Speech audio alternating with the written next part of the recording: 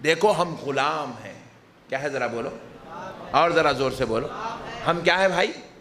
غلام ہیں. غلام اپنی آقا کی مرضی کے خلاف زندگی نہیں گزارتا. ذرا زور سے بولو.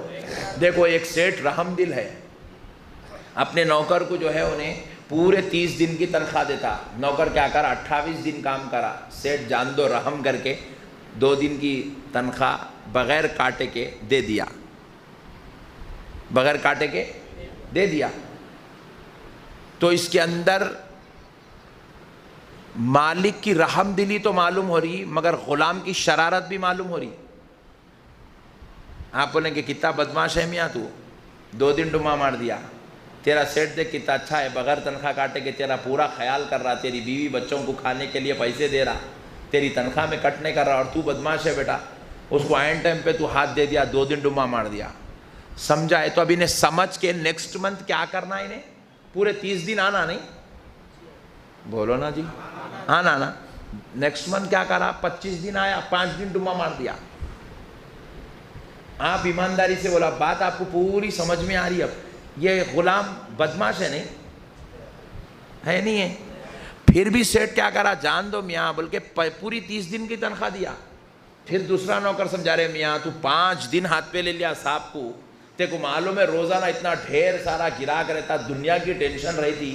انہوں تو تیرے پورا حسن سلوک کر رہے ہیں, تیرے کو پوری تنخواہ دے رہے ہیں, تیرے بیوی بچوں کا, تیرے بوڑھے ماں باپ کا خیال کر کے تیرے کو پوری تنخواہ دے رہے ہیں, مگر تو کتنا بدماش ہے میاں. 5 دن ان کو ہاتھ پہ لے لیا. اتنا شفیق, اتنا محسن, اتنا رحم دل سیٹ ملا تو اپن کتنا اچھا رہنا رے بھائی. نہیں بھائی میں پوری کوشش کرتا ہوں, آئندہ مہینے میں پورے 30 دن آتا ہوں بول کے کیا کرا, اور 8 دن ڈما مار دیا.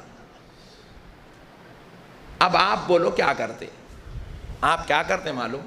سیٹ آپ سوچو, سیٹ آپ رحم کرتے جا رہے ہیں, آپ کے ساتھ شرارت کرتے جا رہا.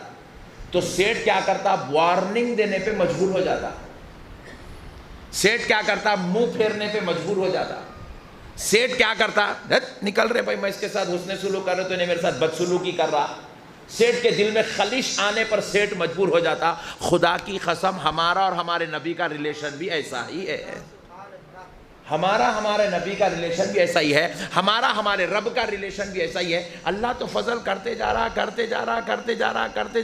اللہ کھانا 3 ٹائم برابر کھلا رہا. اللہ رات ہوئی تو نیند برابر دے رہا, صبح ہوئی تو برابر جو ہے اللہ نیند کو بیدار کر رہا, برابر دکان کو گئے تو کاروبار کو بھیج رہا, جوان ہوئے تو شادی کرا رہا, شادی ہوئے تو بچے کرا رہا, بچے ہوئے تو رزق میں اضافہ کر رہا. اللہ تعالیٰ تنخواہوں میں اضافہ کر رہا, کاروبار میں اضافہ کر رہا, ملازمت میں ترقی کرا رہا.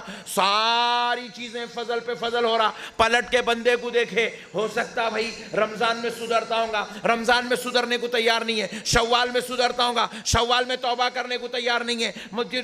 ذی قعدہ میں کرتا ہوں گا, ذی قعدہ میں سدھرنے تیار نہیں ہے. 2019 چلا گیا, سدھرنے تیار نہیں. 2020 آیا, شاید اب سدھرتا ہوں گا, ابھی بھی سدھرنے تیار نہیں ہے. ارے 21 آیا, اب تو سدھرتا ہوں گا, ابھی بھی سدھرنے کو تیار. تو اب مولا کے دل, مولا تبارک و تعالی اپنے اس بندے سے ناراض ہو جاتا ہے. رسول اللہ صلی اللہ علیہ وسلم اپنے اس غلام سے منہ پھیر لیتے ہیں. اللہ اکبر. کیونکہ یہ غلام تو کہلا رہا, مگر کاما پورے شیطان کے کر رہا. کاما کس کے کر رہا؟ بغیر طہارت کے رہ رہا, شیطانی عمل. جان بوجھ کے نمازاں چھوڑ رہا, شیطانی عمل. ماں باپ سے لڑ رہا, شیطانی عمل. داڑیاں کاٹ کے پھر رہا, شیطانی عمل. اسلامی لباس چھوڑ دیا, شیطانی عمل. سود کا کاروبار کر رہا, شیطانی عمل. جھوٹ بول رہا, شیطانی عمل. شراب پی رہا, شیطانی عمل. جوا کھیل رہا, شیطانی عمل. اور جو ہے بیویوں پہ ظلم و زیادتی کر رہا, شیطانی عمل.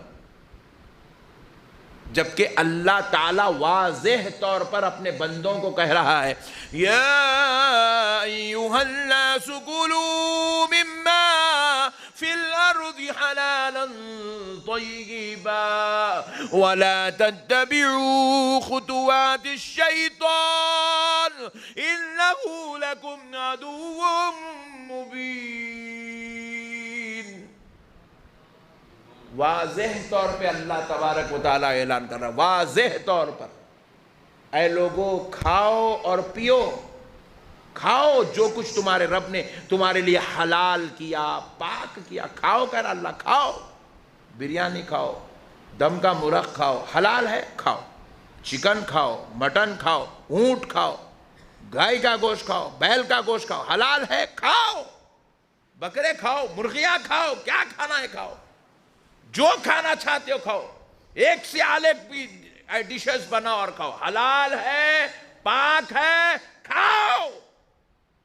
لیکن میرے بندو خبردار یاد رکھو، اللہ کہہ رہا ہے شیطان کے نقش قدم پہ مت چلنا، شیطان کی اتباع مت کرنا، شیطان کے جیسی حرکتیں مت کرنا۔